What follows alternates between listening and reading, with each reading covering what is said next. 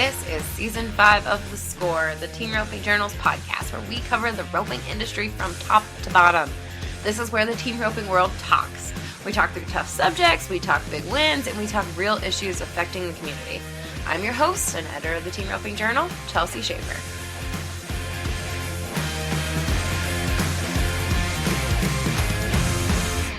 Hey everyone, welcome to The Score. This is Chelsea Shaffer. I wanted to visit with you all today about Clay Tryan, who is now the richest pro-rodeo team roper in history. I came upon that statistic when I was just getting ready to pull up his career earnings for the Cheyenne story. I was just going to make reference to how much he's won, and I knew it was a lot. And then I realized that it was, the PRCA's website has it at $2,900,000. And doing that math very quickly, I realized that he had probably topped the $3 million mark. And then because I had worked on a story about Caleb and Jr. and I had been looking through the record books for them, I remembered that I had come across the top 10 career earnings record and stumbled back upon Clay and where he kind of fit in the whole scheme of things. So he passed Rich Skelton and Clay Cooper.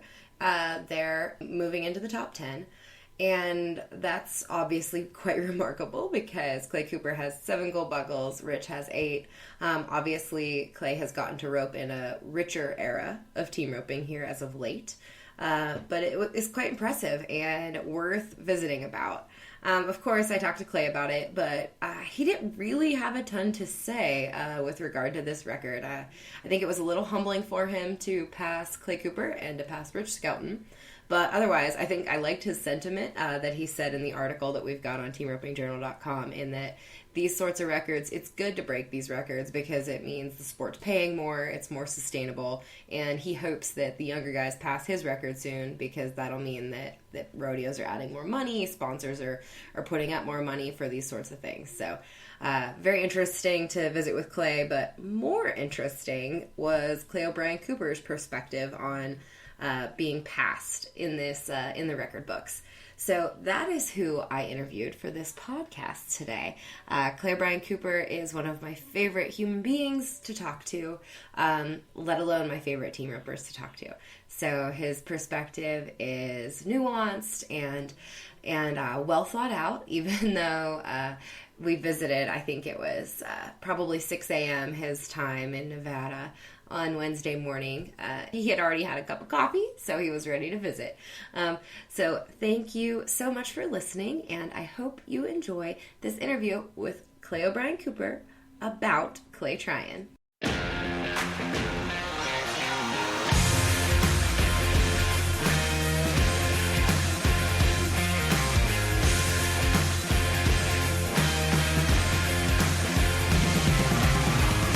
Well, I wanted to ask you about Clay Tryan and what you think sets him apart and what his legacy is in team roping, since he's now the richest professional team roper of all time. When I was rodeoing with his dad is my age. Mm-hmm. And in the summertime, we rodeoed in Montana quite a bit, and so we were around Dennis, all the Tryans, and their families, and so I remember Clay and Travis, as little kids, mm-hmm. and coming up, and then as he just. Both kids were just kind of, fanatical about roping, like little kids will be growing up in that environment. And, with that, it just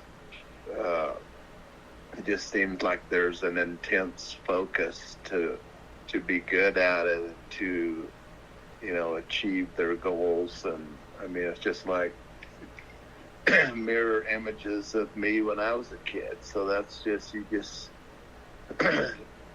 and he come up in his generation and just figured out how to be the best that he could be, and really studied what he wanted his style to be, and it's a very aggressive style. Really learned to use his horse. Was able to, get some really good horses through the right time of his career. And with his style and good horses, and his style really could compete at any type of venue. It wasn't strong suited one way or the other. Mm-hmm. It just fit whatever the rodeo style, big arenas, small arenas, big jackpots, very consistent, very up-tempo, very snappy, just an extremely sharp horn roper, and a really good move to set up the corner, and he's just very competition-wise, he's ferocious and aggressive. I mean, when he goes to compete, I mean, he's coming at you with everything he's got. And so I think those are all things that has made, a really great career for him. He's figured out his own,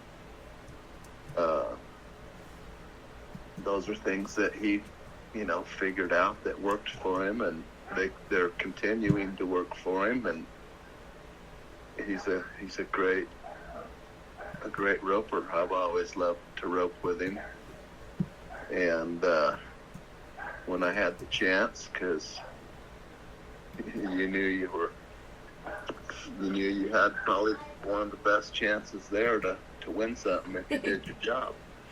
Have you had any wins with Clay at rodeos or jackpots, or just did you rope as second partners here and there? I roped with Clay the second half of the season years ago when he was, I don't know, one of his first years out there on the road. I roped with him through the summer. I think we won the first rodeo we entered, which was Deadwood. So we started right then. And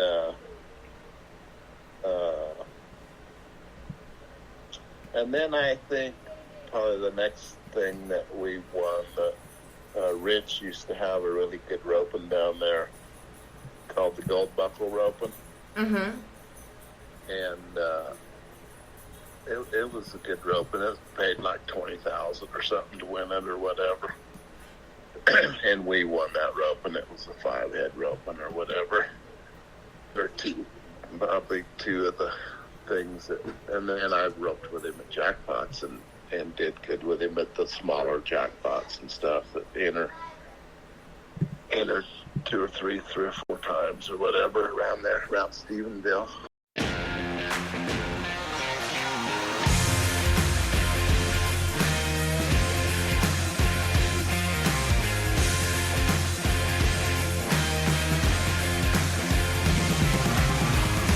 Hey, Chelsea. Hey, Coy. How are you? I'm good. You? Good. Good.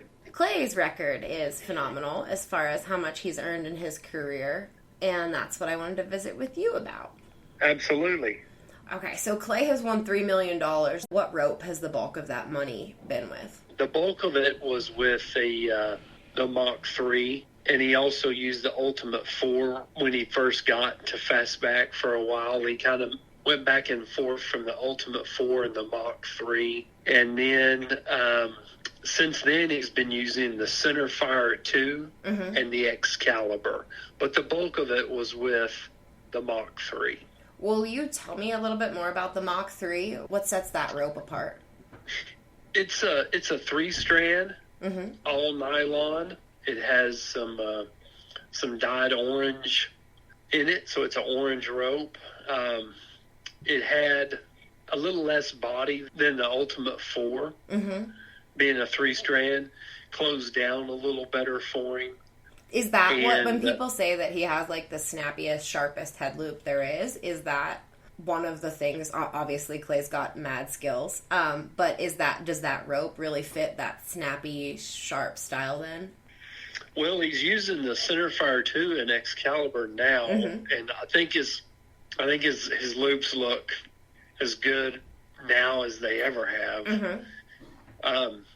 But at that time, he felt like when he first got here, I think he felt like the Ultimate 4 had a little too much body, and the Mach 3 having less body was just a little more user friendly. So since he got here, the ropes have been tweaked a little bit where they don't have the Ultimate 4 doesn't have as much body as it did when he first got here.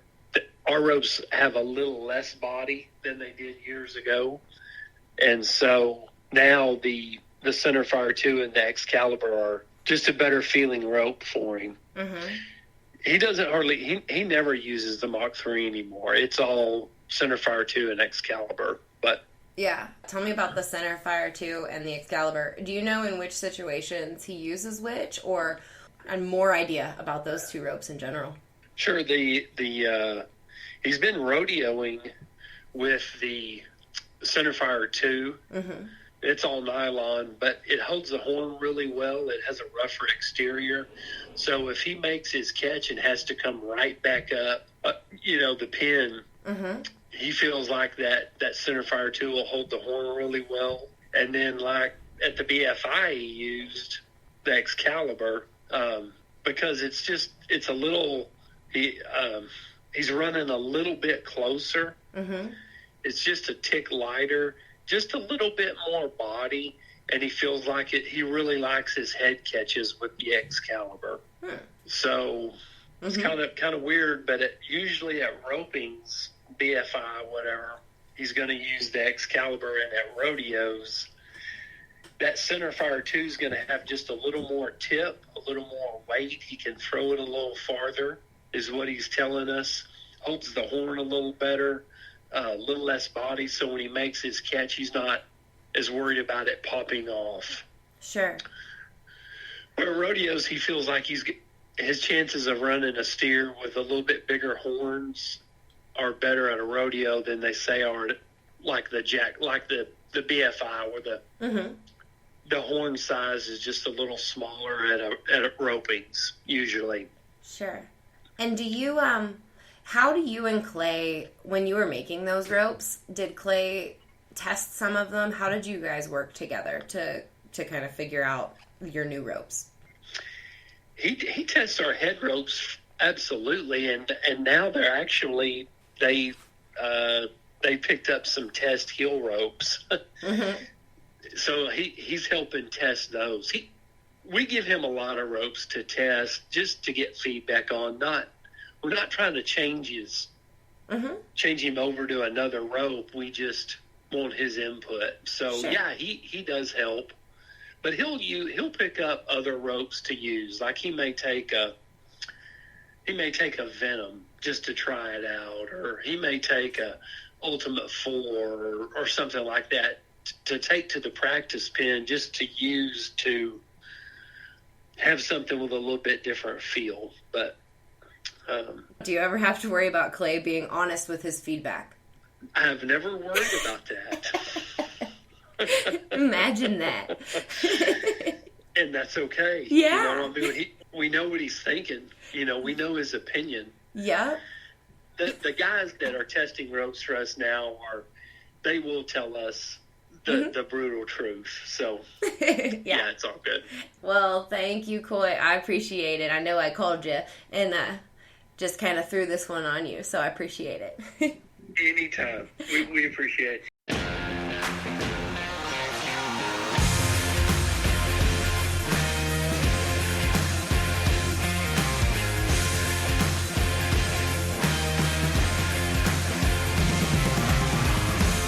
Do records mean much to you, or like, you know, you had the record as the highest earning PRCA roper up to this point. Like, how do you view records now that you're semi-retired and you know, you're this far along in your career? Yeah, I didn't even know I had that record. Okay, so I guess that answers that. Yeah, I guess I never even thought about it, or never really even seen anything mentioned about who was. I guess I just have my head in the sand, maybe. I don't know. I mean, there's a lot of guys that if I guess my thoughts on it is you know, guys that with long careers like Alan Bach and myself and Rich Skelton and kind of guys from that era that rodeoed for 30 years or 40 years or whatever would have accumulated, you know, a lot in earnings.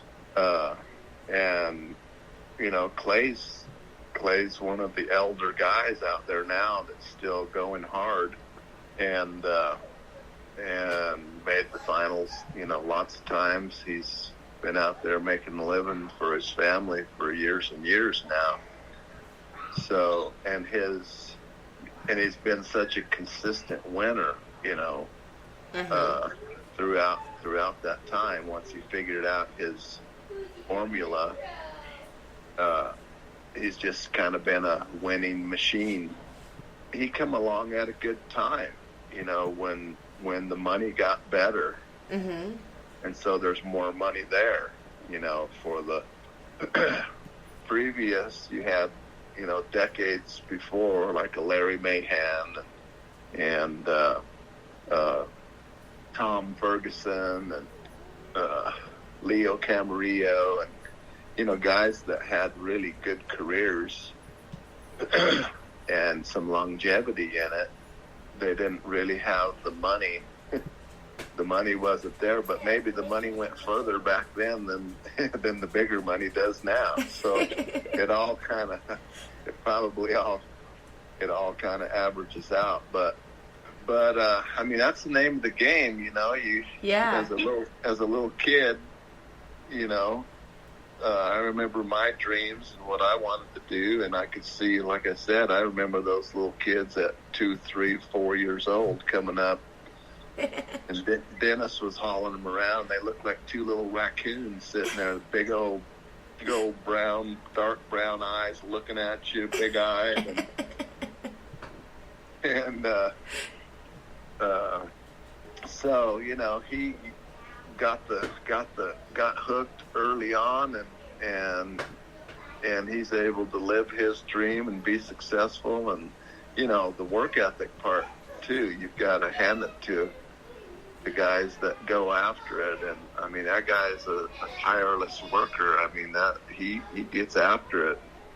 He's been doing it. He's been doing it a long time, and you can't bypass the work part and the preparation part. So, you know, there's a lot that goes into having a successful career, and so, you know, he deserves the accolades of the work that he's put into it. Wonderful. Well, are we going to see you anytime soon, Clay? Are you going to be out and about in the team roping world, or are you teaching schools, or what are you up to? I was out and about last week. I went to Salinas. I saw that, yeah. But I don't think there's anything really coming up for me now.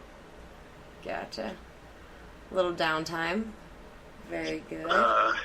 Yeah, I'm going to kind of go make a circle and see some family in the next few weeks that I haven't seen in a while. See my kids and grandkids and stuff. How many grandkids do you have now, Clay? I have 3. 3? They keep you busy? Oh, yeah, they're busy.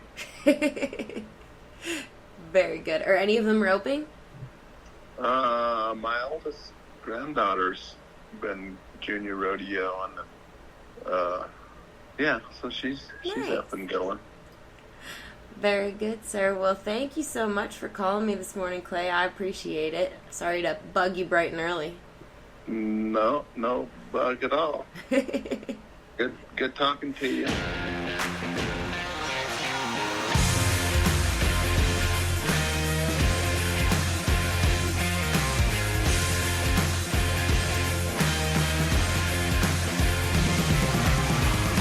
Hey everyone, thank you for listening to The Score today. That is it for us.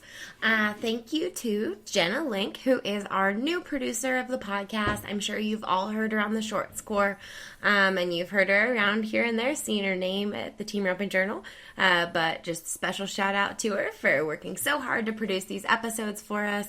Sometimes I'm coming in hot at the last minute with one, so you all get to listen to it on time every other Thursday when we release these. So thank you, Jenna. Thank you all for listening. Make sure to check out teamropingjournal.com. We have been so dang busy writing all kinds of stuff about the circuits, about the rookie race, about the top 15, obviously, about the bubble will be coming up soon because we are in the home stretch of the PRCA season, plus tons on what's going on in the industry, World Series, USTRC, all that good stuff. Check it out, teamropingjournal.com. Thank you all for listening again, and thank you to Fast Back Ropes for sponsoring this episode.